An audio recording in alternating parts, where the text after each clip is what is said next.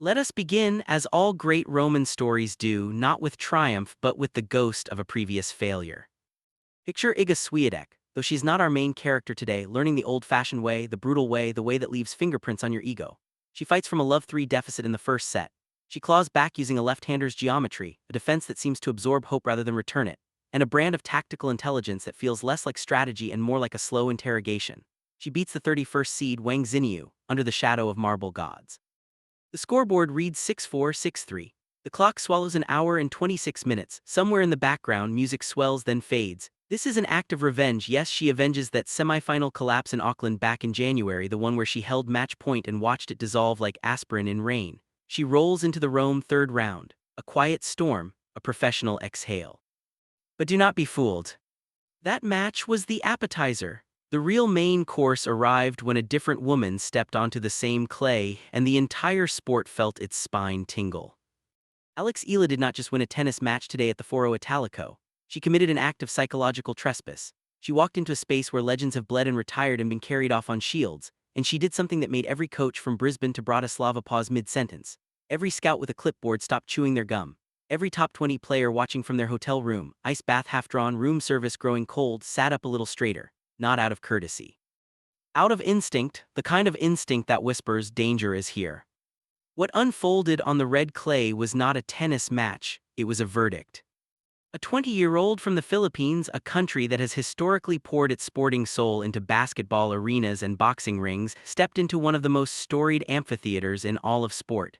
And she issued a sentence with her racket: 7 breaks of serve, 0 double faults, straight sets, full stop, no appeals. Before we go any further, you need to understand where this happened, not just geographically but spiritually. Close your eyes for a moment, go ahead, I'll wait. Picture the Stadio Nicola Pietrangeli at the height of a Roman afternoon. Not a sterile hard court in Melbourne or a buzzing indoor arena in Vienna. This is ancient ground. Neoclassical statues loom over the clay like stone-faced judges, unchanged by decades of baseline warfare. The terracotta dust floats in the air like rust from a dying sun. The Italian crowd does not politely clap. They roar, they argue, they fall in love with athletes mid-rally. This is not a venue, this is a coliseum, and on clay there is nowhere to hide. You cannot bully your way through Rome with a big serve and a flat forehand. That red dirt steals your pace, murders your momentum, turns your favorite weapons into polite suggestions. What wins here is endurance, chess played at sprinting speed, a mind that stays glacial while your thighs scream for mercy. Today, Alexandra Eala had all of that in frightening abundance. But to feel the weight of what she did, you have to travel back a few months. Back to Auckland, where the first chapter of this rivalry was written in blood and regret. Earlier this year at the ASB Classic, these two women met in the semifinals. Wang Xinyu, tall, powerful, armed with ground strokes so flat they seemed to defy physics, controlled that match from the first ball to the last. She dictated every exchange. She punished Eala's second serve like a prosecutor with an open and shut case. She won in 3 sets, 6-3, 7-5, 6-4, and the scoreline was almost generous. It wasn't close. That kind of loss doesn't leave you quickly. You replay it at 3 a.m. when sleep refuses to come. You question your training, your tactics, your right to share a court with the top 30. It plants a seed of doubt that would consume a lesser competitor. Alex Eala is not a lesser competitor. So when Wang arrived in Rome ranked 31st in the world, fresh off a first-round bye, fully rested, and universally predicted by analysts to advance comfortably past the young Filipina, the narrative wrote itself. Experienced Chinese powerhouse overcomes promising but inconsistent Southeast Asian prodigy. That was the script. That was the comfortable lie everyone told themselves. Nobody told Eala. From the very first exchange, something felt different, wrong if you were Wang. The way Eala moved to the ball had a sharpness to it, a deliberateness that went beyond mere preparation. She wasn't just ready, she was hunting, and what she wanted specifically was Wang's serve. Let us linger on the numbers because they are genuinely shocking, even for those who follow tennis obsessively. Eala created 11 breakpoint opportunities across 2 sets. That alone is impressive, but conversion is where contenders become champions, and she converted 7 of them. 7. In a 2-set match against a top 35 player, that is not winning a tennis match, that is dismantling someone's psychological foundation brick by brick. Here is the statistic that will follow Wang Xinyu like a shadow for weeks. She landed 73% of her first serves, respectable, above average even, but she won only 36% of those points. Think about that. Her primary weapon delivered cleanly, placed exactly where she wanted, and she was still losing the rally more than 6 times out of 10. Why? Because Eala was reading Wang's service toss like she had already watched the film on a loop. She was stepping inside the baseline before the ball crossed the net, taking it early, ripping heavy returns down at Wang's shoelaces, forcing errors before the rally had a chance to breathe. Wang didn't just lose games, she lost her faith. And on clay, once that goes, it rarely comes back within the same match. Now look at Eala's own service games. They were a portrait of composed, almost boring control. 0 double faults, none, not one moment of hesitation on the second ball, no tightened arm, no mental lapse under pressure. She held a 76% first serve percentage. And here's the number that reveals everything about her inner architecture. She won 62% of her second serve points. Most players are simply trying to survive second serve exchanges. Eala was winning them at will. She used a heavy, kicking left-handed delivery that bit into the clay and launched upward toward Wang's weaker side. It worked so consistently that Wang had no angle of attack on the return. None. The first set unfolded like a brutal, frenetic tug-of-war. Wang broke Eala 4 times. On any other day against almost any other player, that would have been more than enough to take the set comfortably. But every time Wang broke serve and felt momentum shift her way, Eala broke right back. Immediately, no hesitation, no gathering herself, no visible emotional response. She just walked to the baseline and did it again. The first set went to Eala 6-4, and by the end of it, Wang's body language had already begun to collapse like a fresco peeling from a damp wall.